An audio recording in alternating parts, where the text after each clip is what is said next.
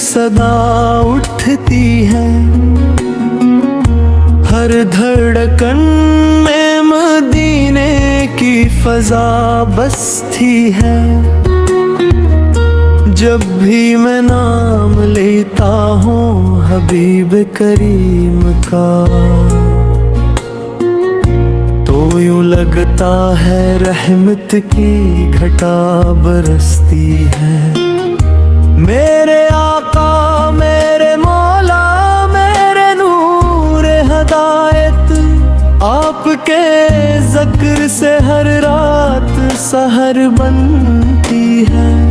वो जो सहराओं में भटके हुए इंसान थे, आपके नक्शे कदम से ही राह मिलती है।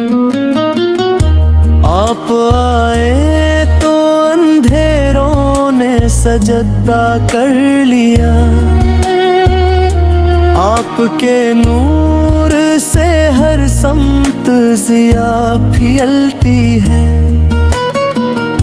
हबीब करीम आपकी शान ही ऐसी है, हर ज़बान पर दुरूदों की सदा रहती है।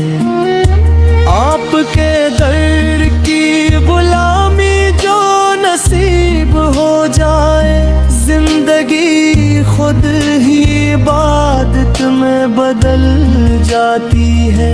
मदीने की हवाएं भी ये कहती है हरदम, यहाँ हर सांस में रहमत की सदा बहती है।